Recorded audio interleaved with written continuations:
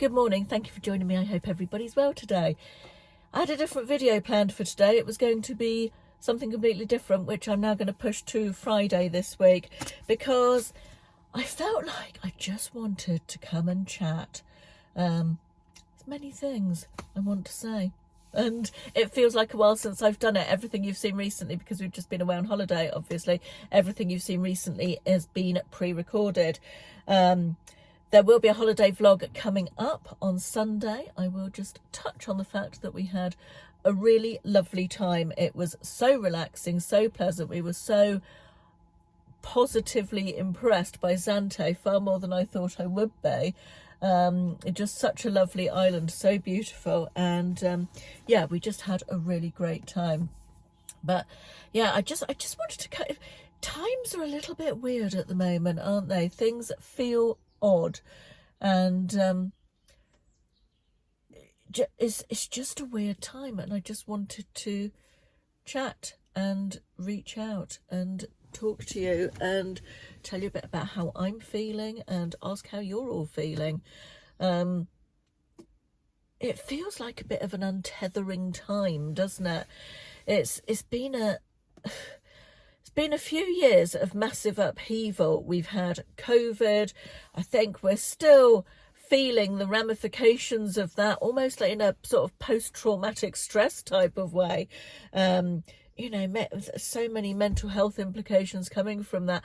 And even for those of us who have quite robust mental health, you know, the looking back over the last almost three, or 2.5 probably, years of, you know, massive upheaval. And, you know, I look back at it now and it all feels slightly surreal. It's slightly weird, and as though it almost didn't happen, but of course it did.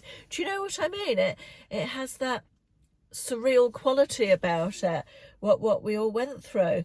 And yeah, and then of course we've now got these economic crisis. We've got the war in Ukraine, horribly worrying. We've got you know, political upheaval with one prime minister ousted, a new one in, and we've got the cost of living crisis, the energy fuel cost crisis, the price of everything going up. It's really scary, worrying times. I think for everybody, whatever position you are in, there is a general feeling of unease and weirdness around, and that is it's unsettling. I feel unsettled. And then of course last week while we were away, the really sad, not unexpected obviously because she was 96, but really desperately sad news of the loss of our Queen. And it just came on top of all these other things, and I think has left a really strange atmosphere and strange feeling amongst us all. I know that my own reaction to the news of the Queen's death really surprised me. I cried. I was really upset. I felt a really deep-seated sense of loss. Not on a personal level, perhaps. Obviously not on a personal level. I didn't know the woman. But for our country as a whole, she was such a constant. And, you know, for as long as any of us can remember, pretty much, she'd always been there. And, you know, so many wonderful things and tributes have been paid to the Queen, and wonderful things have been said. And I am not eloquent enough to better those at all, but I have shared a few of the ones that have really spoken to me on Instagram, and just what a great loss for us as a country. So that's the reason we're in my car today. Funny story. When I was on holiday, one morning we were sitting on the beach. Actually, we were sitting on some grass above the beach on sun loungers, and it was last Thursday morning, and it was the day that we were moving from our first set of accommodation, where the first place we stayed, up to the other end of the island, and we were leaving at about lunchtime, and we decided to go and spend the morning at the beach. And I was lying on my deck chair reading, as you do, and it was quite breezy that day. And lying down, and I felt the deck chair sort of wobble a little bit underneath me. It was such an odd feat, just sort of a little wobble underneath me. And I thought, do you know, that's weird. Thought, and the thought crossed my mind, is that an earthquake? And I looked up, looked around me, and nobody else was taking any notice. And I thought, oh, it must just be the wind. You know, the wind must have rocked the deck chair. I don't know how I thought that looking back, because with my great weight on it, it would have been needed a lot of wind to move the deck chair. Anyway, as I sort of thought this and settled back to my book, it happened again, just this very gentle sort of rocking feeling. And again, I looked up, and again, nobody else seemed to have noticed it. So I went back to my book, carried on reading, thought absolutely no more of it. Until we were at the airport waiting to fly home, and we were sitting having a drink, and we were sharing. It was very busy, and we were sharing a table with another couple, and got chatting to them about their holiday, and they'd been staying with a relation of theirs who lived in Zante, and they said, "Oh, did you feel the earthquake last Thursday?" And I went, "Well, it's funny you should say that." Because, and I relayed the story, and apparently there was an earthquake, which was 5.5 on the Richter scale. It was, I think the centre of it was out at sea, somewhere between Kefalonia and Zante. And I Googled it later, and there was actually this earthquake. And because I hadn't even said to Ashley, "Did you feel that?" or anything. You know, he was sitting on the next deck chair, but I hadn't said to him, "Oh, did you feel that?" I just, you know, it was so minor that I thought, oh, it wasn't worth mentioning even.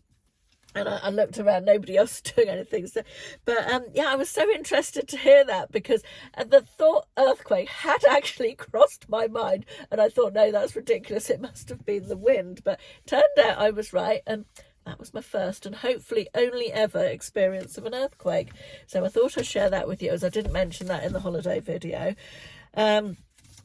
I'm sitting here now in the rain. It's still very warm before I went away on holiday, and to be fair, it was still very warm yesterday, but it's raining today. It's a little bit cooler, and it certainly feels more autumnal. There must have been a lot of rain while we were away, because the grass has gone green again after the there was no green at all in the grass before we went away, so I'm assuming there has been quite a bit of rain.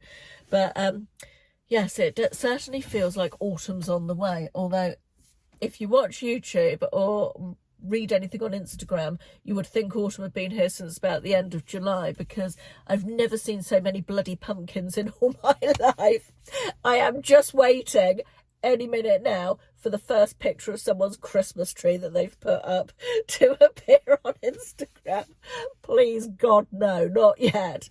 But I'm a big advocate of enjoying the seasons while they're here and not anticipate. I think that's sort of a motto for life in a way, isn't it? That it's nice to look forward to things, but let's not race through life constantly looking forward to the next thing and wanting it to be something it's not at the moment. Let's live in the moment a bit more. And I try and do that a bit more these days. Live in the moment and enjoy what we've got at the time, and then let things naturally arrive as they arrive. You know, but if you like pumpkins and want them all over your house in July, who am I to criticise? You know, you do you. So I thought I'd talk a little bit about YouTube and what my plans are for the autumn. Now it's here. There will still be videos every Wednesday and every Sunday. Occasionally there might be an extra one on a Friday as well. Not every week, but I'm hoping to make some extra shortish videos, various things on Fridays occasionally as well.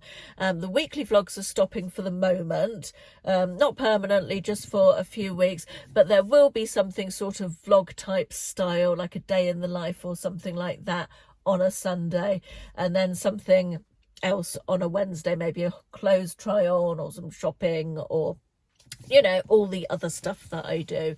No major changes, but just the weekly vlogs are on hold for a bit.